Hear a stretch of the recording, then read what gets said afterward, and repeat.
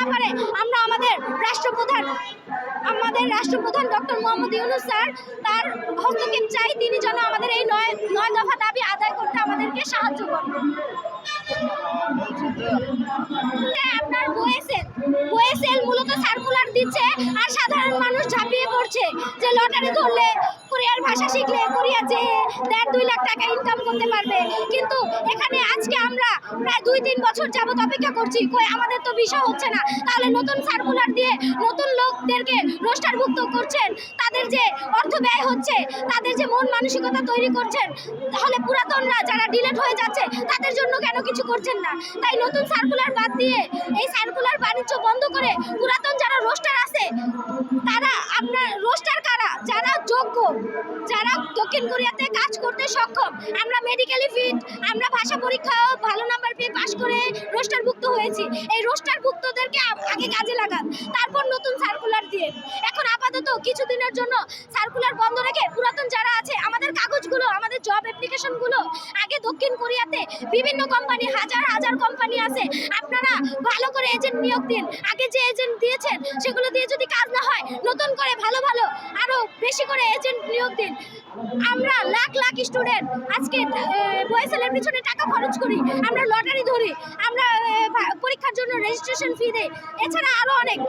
তো ওগুলো কাজে লাগিয়ে আপনারা এজেন্ট নিয়োগ দেন এবং এজেন্টদেরকে দিয়ে আমাদের ভিসা ইস্যুর ব্যবস্থা করে দেন। আমার নাম জুলিয়া, আমি অনার্স ফাইনাল ইয়ারে গভর্নমেন্ট তুলারাম কলেজে পড়ছি, অর্থনীতি ডিপার্টমেন্টে।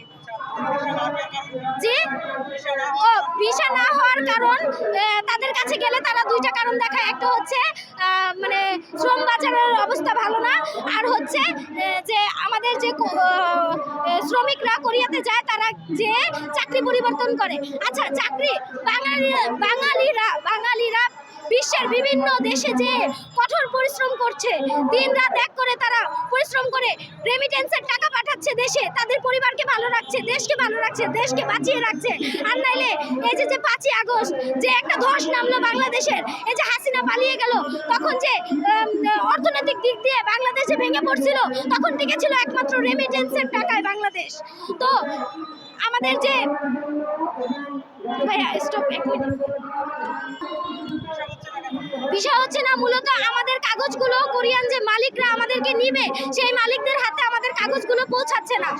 আজকে 2 বছরের মধ্যে যদি আমার কাগজগুলো কোরিয়ান মালিকের হাতে পৌঁছাইতো, তাহলে আমার যে ইপিএস এর যে আইডি, সেই আইডিতে মেডিয়েশন লেখাটা আসতো। এই 2-3 বছরে আমার আইডির মধ্যে আমি মেডিয়েশন লেখাটা দেখতে পাই নাই। তার মানে কি আমার কাগজটা কোরিয়ান মালিকদের হাতে পৌঁছানো হয় নাই। তো সেই জন্য ওএসএল এজেন্ট নিয়োগ দিচ্ছে না, ভালো করে বেশি করে এজেন্ট নিয়োগ দেন। কোরিয়াতে হাজার কোম্পানি আছে, সেই কোম্পানিগুলোর কাছে আমাদের এজেন্ট পাঠান। আমাদের শুনেন, একটা কিছুর খারাপ দিক থাকলে আপনারা ওএসএল বলেন যে ছাত্ররা যে আপনার কর্মস্থান পরিবর্তন করে যার কারণে ভিসা হচ্ছে না। শুনেন, খারাপ দিক থাকলে ভালো দিকও আছে। আমাদের অনেক ভাই কোরিয়াতে যে ভালো কোম্পানির মালিকদের সাথে ভালো আচরণ করছে, ভালো বন্ধুত্ব সুলভ সম্পর্ক তৈরি হচ্ছে, যার কারণে তার থেকে বাংলাদেশের শ্রমিক কিন্তু তারা নিচ্ছে। তো খারাপ দিক থাকলে ভালো দিকও আছে। তো আপনারা এজেন্ট নিয়োগ করে আমাদের ভালো দিকগুলো, আমাদের ভাইরা, আমাদের বোনরা কতটা পরিশ্রমী, তারা সংসারের কাজ করতে পারলে একটা কোম্পানির কাজও তারা করতে পারবে। আমাদের ভাইরা বাংলাদেশে কত কঠোর পরিশ্রম করে, তো তারা যদি কোরিয়াতে যায়, ওখানেও যে তারা তাদের পরিবারের মুখের দিকে তাকিয়েও হলেও তারা কঠোর পরিশ্রম মাথা পেতে মেনে নিবে। আর হচ্ছে আমাদের এক ভাই আত্মহত্যা করেছে, কারণ হচ্ছে তার ভিসা ইস্যু হয়নি। তিনি, প্রত্যেকটা মানুষ আশায় বুক বেঁধে কিন্তু এখানে আসে 2-3 বছর অপেক্ষার পর। আজকে যদি আপনার ভিসা না হয় তাহলে আত্মহত্যার পথ বেছে নেবে। আজকে আমিও যে বেছে নেব না এটারই গ্যারান্টি কি? কারণ হচ্ছে আমিও তো 2-3 বছর যাবত এই ভিসা ইস্যুর জন্য অপেক্ষা করছি। আমাদেরকে পরিবার থেকে কথা শুনতে হয়, বন্ধু বান্ধব থেকে কথা শুনতে হয়, শিক্ষকদের থেকে কথা শুনতে হয়। এক শিক্ষক তো আমাকে বলছে যে বিয়ে করে ফেলো, বিয়ে কি সমাধান? আমি চাই ভিসা ইস্যু, আমি চাই হচ্ছে আমার যেন কোরিয়াতে ভিসা হয়। আপনি আমাদেরকে ওই সমাধান দেন, ওগুলো না দিয়ে আমাদেরকে কোরিয়ার ভিসা ইস্যু করার ব্যবস্থা করে দেন। আর আমাদের যেন ভাই বোন, আমি আমাদের যে রাষ্ট্রপ্রধান ডক্টর মোহাম্মদ ইউনূস স্যার, তিনি একজন নোবেল বিজয়ী।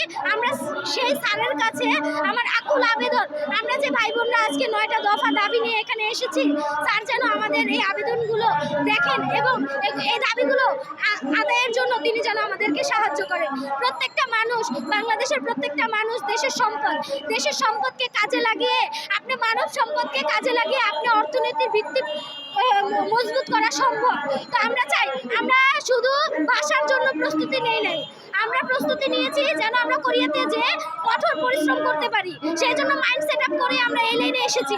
তো সেই জায়গায় আজকে আমরা 2 বছর অপেক্ষার পর আজকে আমাদেরকে বলছেন যে আমি ডিলেট হয়ে যাচ্ছি। আমি কোনো কারণ ছাড়া বিনা অপরাধে কিভাবে আমি দোষী হব? আমি কেন ডিলেট হব? জবাব চাই আমি বয়েসেলের কাছে।